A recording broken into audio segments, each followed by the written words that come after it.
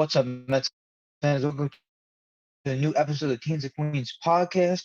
Today we discuss a few topics. Mets signed a super utility man. They DFA'd a few guys, and one may surprise a few people, and they swung a few trades. So starting off with the super utility man signing, the Mets signed Jonathan Villar to a contract. I really like the move as Jonathan Villar has been a pretty solid hitter and base runner for a few years now. Pretty sure he was at least at top of the league in stolen bases a year or two ago, and really like the move. So I'm gonna give.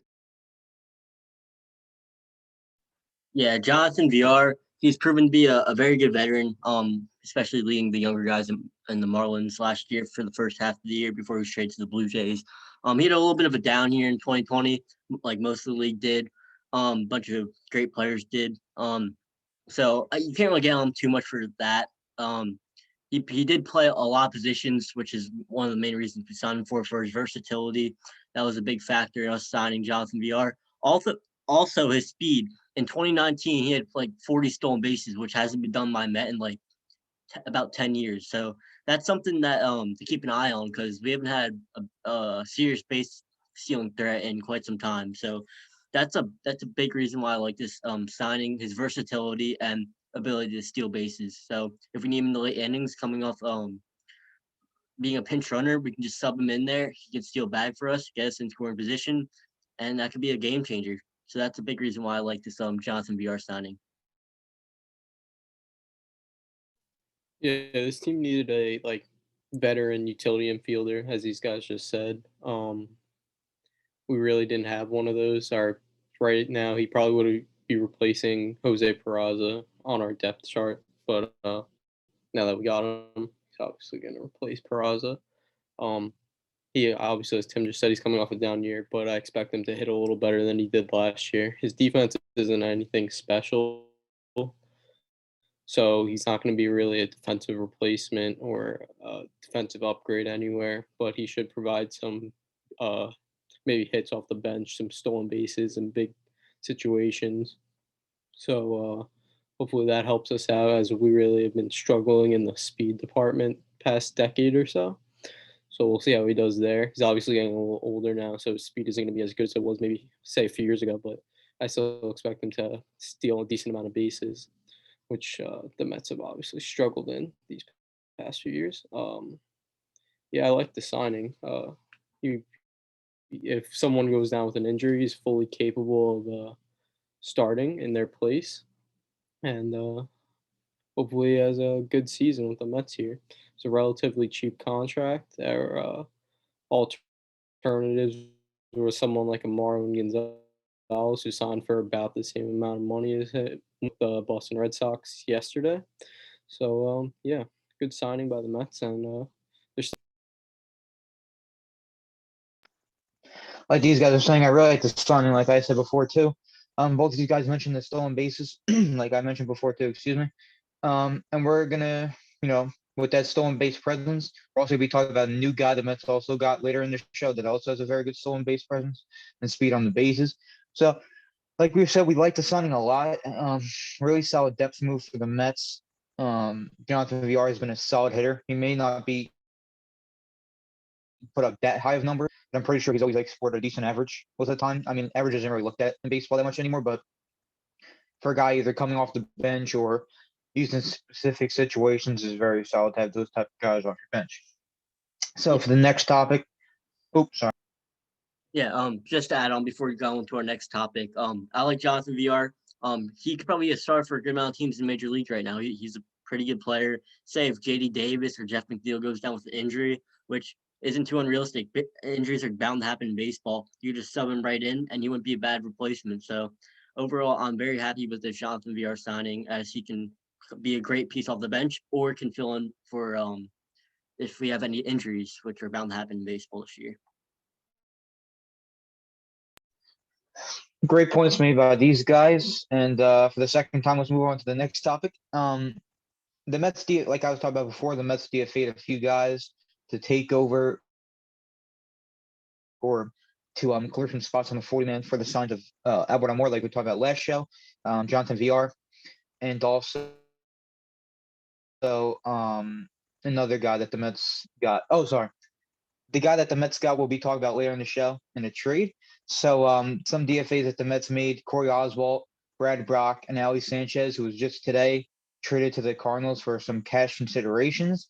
I think the most surprising one is Brad Brock, as he was a pretty solid, piece in our bullpen.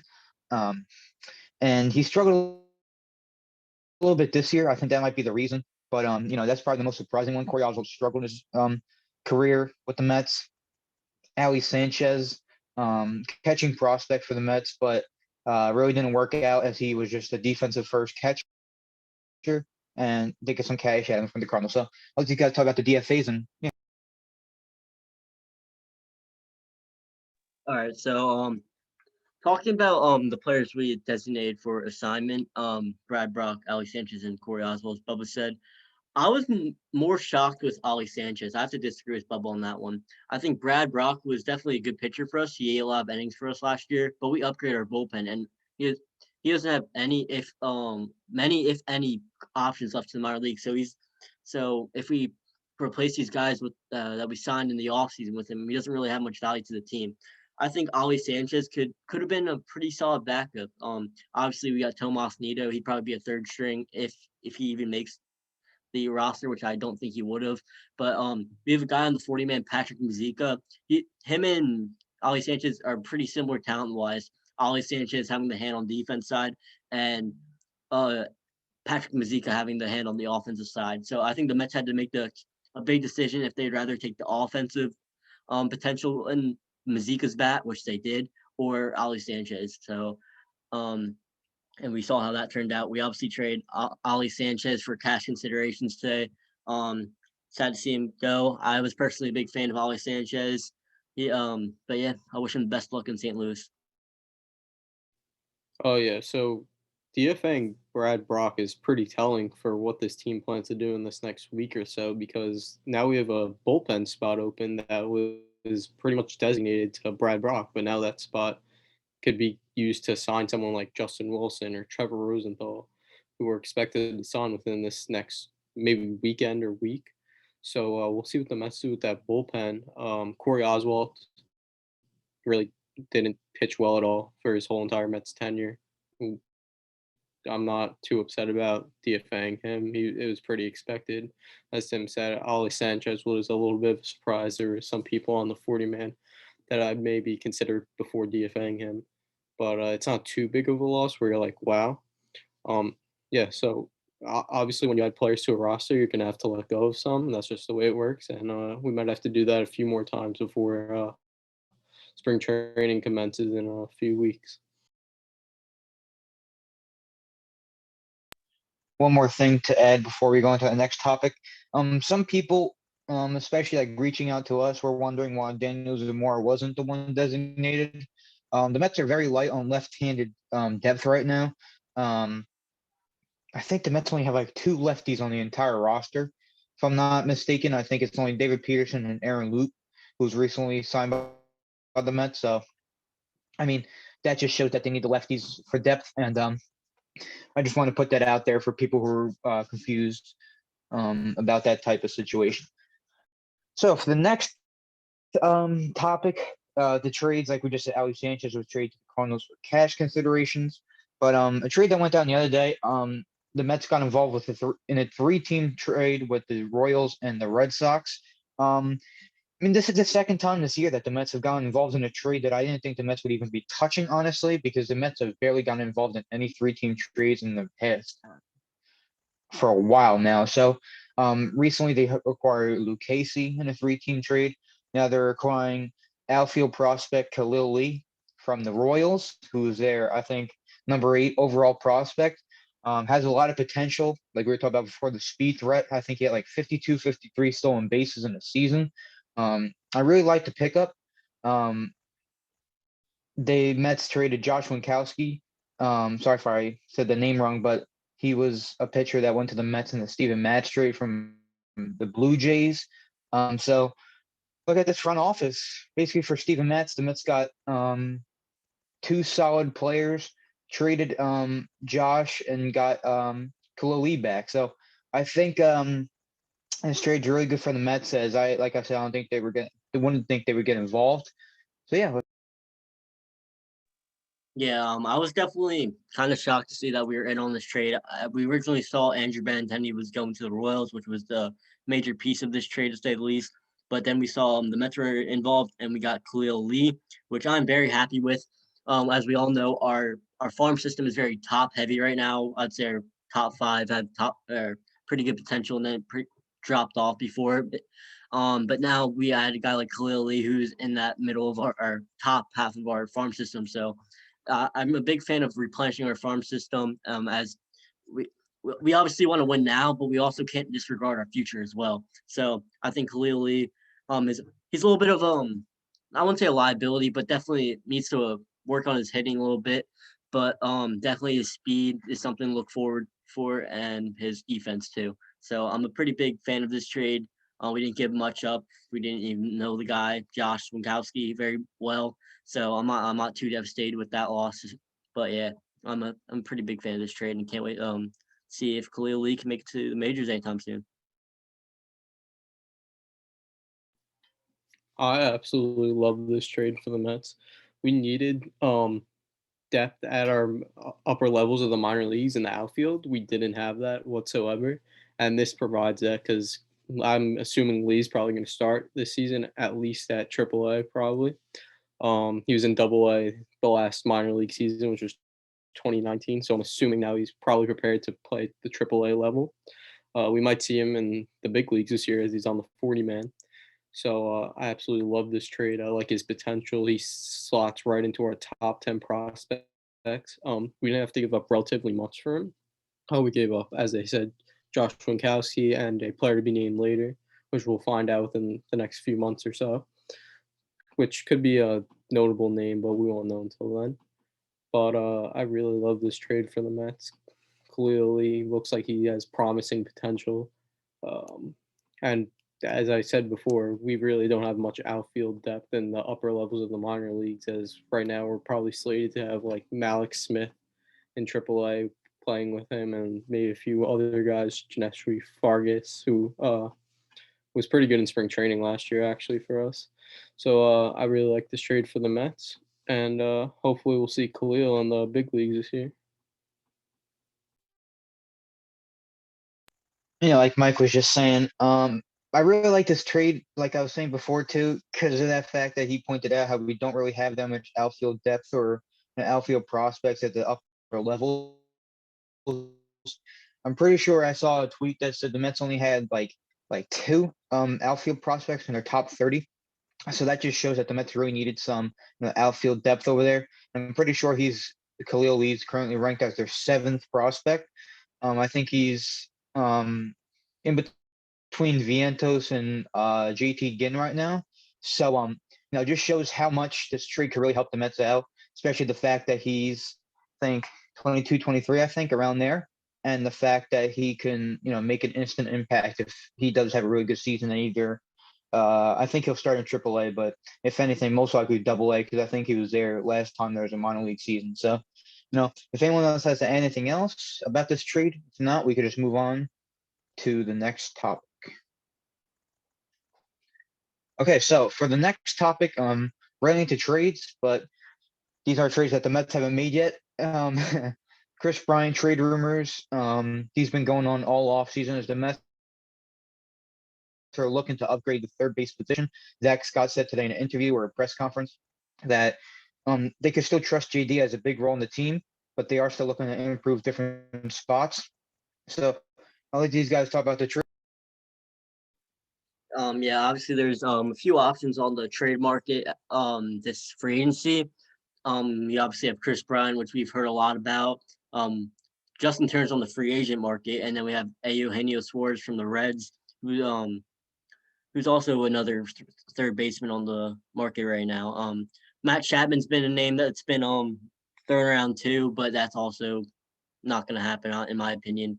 Many reporters have shut it down pretty much, but anything could happen. Obviously Chris Bryant, Eugenio Suarez are the more likely options to happen. It seems like the Dodgers are the front runners for Justin Turner right now as they offered him a multi-year contract recently, which I am pretty confident he'll accept. But until then, I'm perfectly fine with JD Davis going into opening day. If we need to reevaluate our needs going into the deadline, then do so. But going into opening day, I fully trust JD Davis. I think he can work on his defense, and if he can have a similar or close to similar offensive season he had in 2019, I think we're golden for 2021. Yeah, Chris Bryant would be like an instant upgrade to this lineup. He'd probably give us the most dangerous lineup in the National League, possibly in baseball. I mean, if you just think about that lineup, 1 through, well, 8 now because we're not going to have the DH, but 1 through 8, we'd be pretty freaking stacked there. So, yeah, I would love Chris Bryant. I don't think he'd cost too much. He'd still be get a decent package for the Cubs, but due to the fact that he's going to be a rental probably, uh, it lowers their asking price. It'd also be pretty hard for the Cubs to trade someone like Chris Bryant, who won them their first World Series in 108 years and led them to that. I mean, he's a fan favorite, I know, in Chicago. So we'll see what happens with Chris Bryant over these maybe next week or two if that picks up. But as Tim said, maybe we just wait till the deadline, see what JD can do for us offensively and defensively, and if we need to make a change there, we could easily do it at the deadline because I don't think there is going to be any shortage of options there.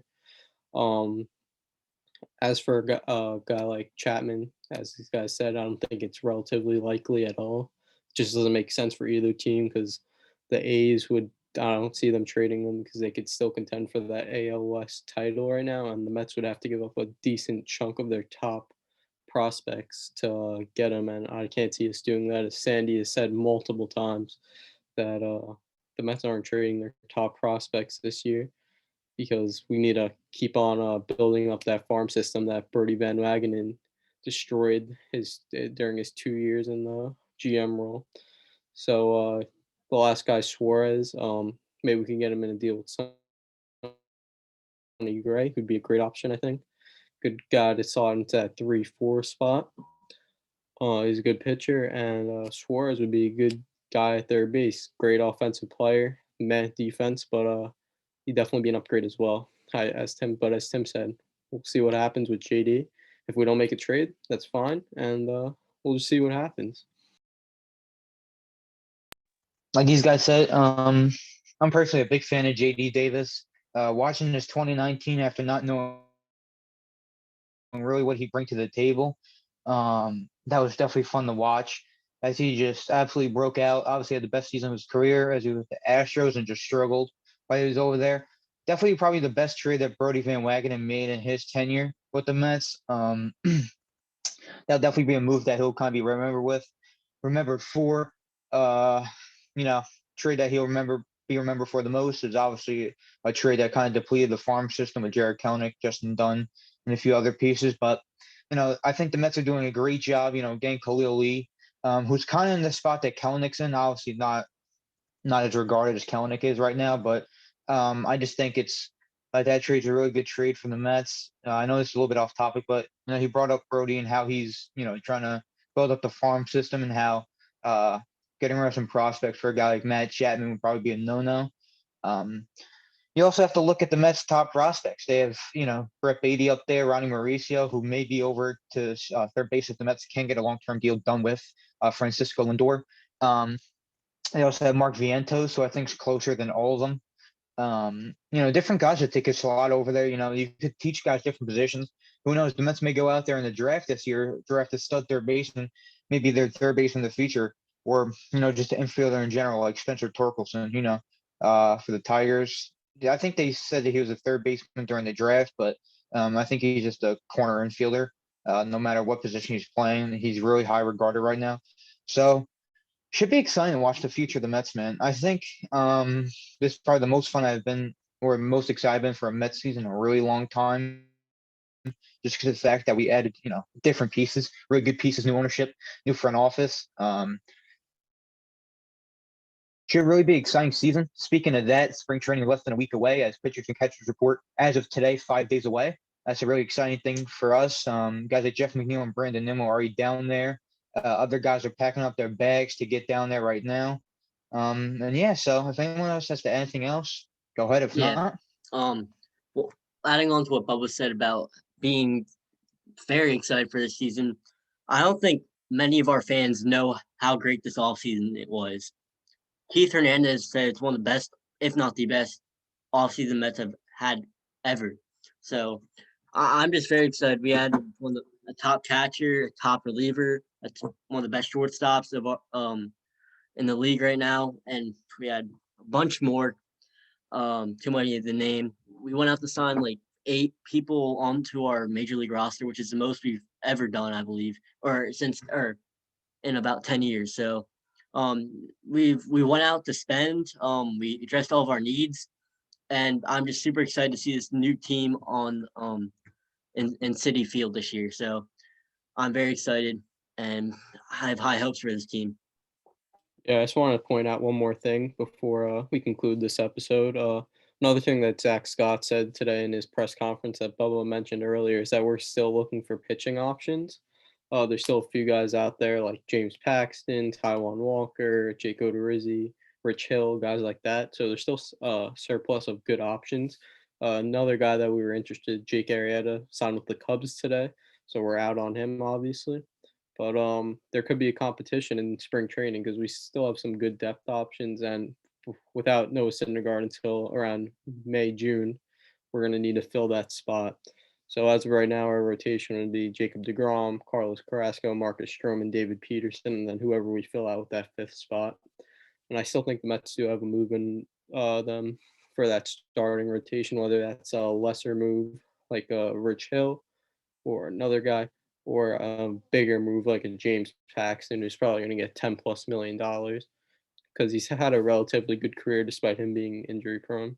So we'll see what the Mets do in these final few days of the offseason, really, because as Bubba said, spring training kicks off relatively soon. So it's also nice that we're going to have fans back in stadium in spring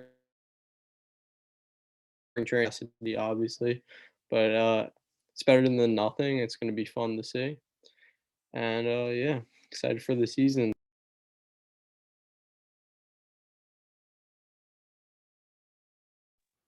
All right, so I believe that's all the time we have for today's episode.